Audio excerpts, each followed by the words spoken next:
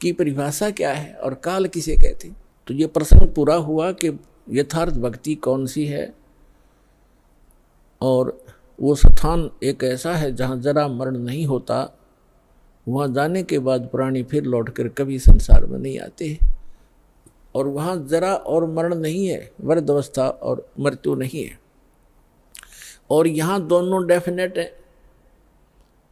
यदि मृत्यु भी है और वृद्धावस्था भी है, लंबी उम्र होगी तो वृद्धावस्था है, बीच में मर गया तो 100 पहाड़ टूट जाए परिवार के ऊपर, कमाने वाला एक था, बच्चों का क्या होगा, वह तो वृद्धावस्था तो बूढ़ी मौत होगी। कहने का भाव ये है, जब तक हम परमेश्वर की शरण में नहीं आते तब तक हम काल की रेंज में रहते हैं, और जब हम कबीर भगवान की शरण में आ जाते हैं हम काल की रीत से बाहर हो जाते हैं। फिर उसका विधान हम पर लागू नहीं रहता, हम परमेश्वर की शरण में आ जाते हैं। और समर्थ की शरण में जो आ जाता है उसको फिर बाहर का व्यक्ति दुखी नहीं कर सकता। उसको स्वयं पता होता है कि इस आदमी के इस शरणागत को छेड़ दिया तो ये तेरा बक्कल उतार देगा। तो इसी प्रकार हम समर्थ की शरण में आ गए हैं। आप कबीर भगवान वो समर्थ है, वो कादर परमात्मा है, उसकी शरण में आ गए। उसकी शरण ना त्यागना, इतना ध्यान अवश्य रखना।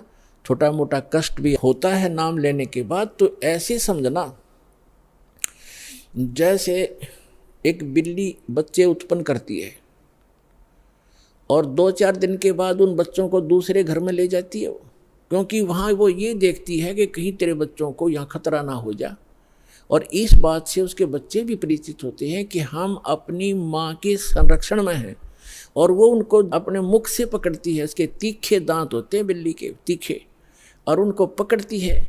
और बच्चों को पीड़ा भी होती है, वो ऐसे सुकड़ जाते हैं, ऐसे लटक जाते हैं, और महसूस होता है कि इनको दांतों का दर्द भी है, लेकिन बोलते कति नहीं, चुपचाप रहते हैं, उस पीड़ा को सहन करते रहते हैं, क्योंकि उनको पता है कि हम अपनी माँ के साथ हैं। ये थोड़ा बहुत कष्ट भी है तो हमारा जीवन रक्षक है, रक्षा हो रही है। तो उसको उठाकर वो दूसरे सुरक्षित स्थान पर अन्य मकान में ले जाती है, सबको बारी बारी वहाँ पहुँचा देती है। कुछ दिनों के बाद वहाँ देखती है कि यहाँ भी समस्या है, तो तीसरे मकान में कहीं और ले जाएगी। और वो बिल्कुल नहीं बोलते, क्योंकि उनको पीड़ा भी हो रही है, लेकिन उनको विश्वास है कि माँ की मुख में हम भले ही पीड़ा हो रही है लेकिन हमारी जीवन रक्षा हो रही है। इसी प्रकार कबीर भगवान की शरण में आने के उपरांत आपको छोटा मोटा कष्ट भी है तो ना जाने आपका कौन सा पहाड़ जैसा दुख टल रहा है, ये विश्वास रखना, विचलित ना होना। यहाँ प्रसंग चल रहा है कि धर्मदास जी ने कहा था कि भगवान यहाँ कितनी सुविधा दे रखी है भगवान ने, और इसको आप काल कह रहे हो।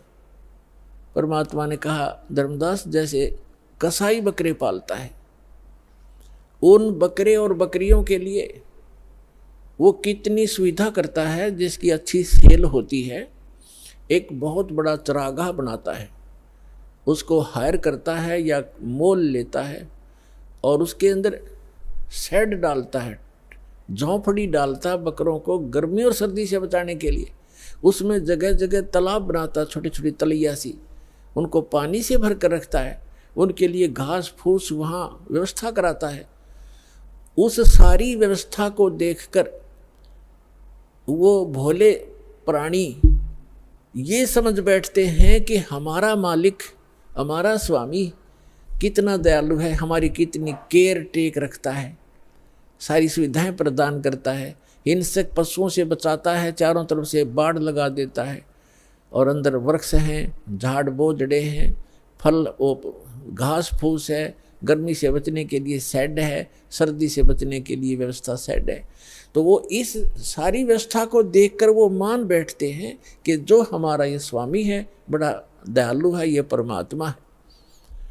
और जब वो कभी उनके बीच में आता है तो वो सारे उसको प्यार देने के लिए उसके चारों तरफ कोई ऊपर को पैर फैलाता है अपने सीने से लगाने के लिए, और वो उसको चाटते हैं प्यार से, जीभ से चाटना चाहते हैं, उनको एक विशेष रिगार्ड देने के लिए।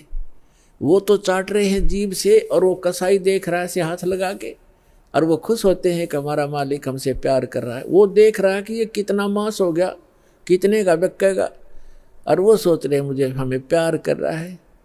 तो पुण्यात्मा परमात्मा कहते हैं कि जिस समय उस कसाई को 5-10 बकरों की आवश्यकता पड़ती है, बकरियों की, तो उस समय वो ये नहीं देखता ये किसकी माँ है किसका बेटा है। एक परिवार के 3-3 इकट्ठे भी आ सकते हैं, उन्हें तो मोटे मोटे छांट के और वो निकाल लेने जो अच्छे मांस युक्त हो गए, घनी बिक्री होगी।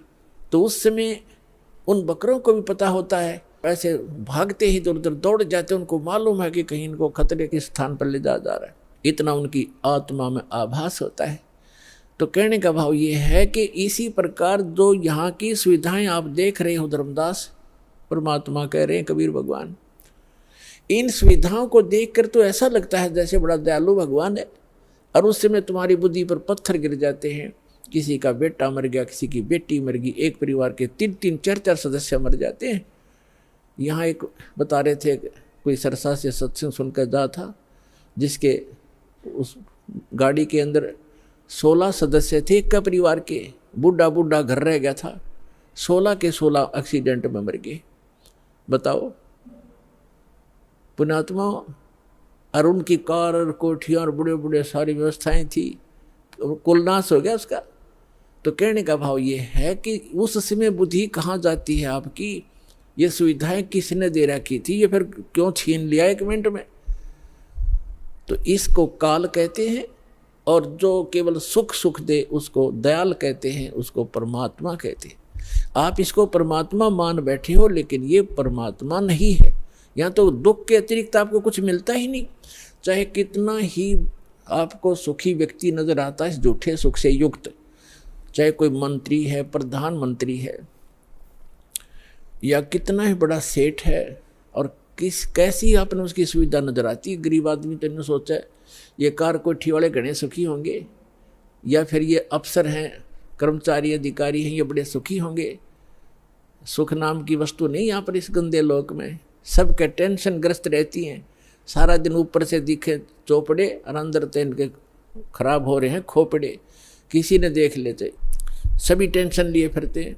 तो वो टेंशन लेस स्थान जो प्लेस है वो सतलोक है, उसको सुख सागर कहते हैं, सुख सागर कहते हैं।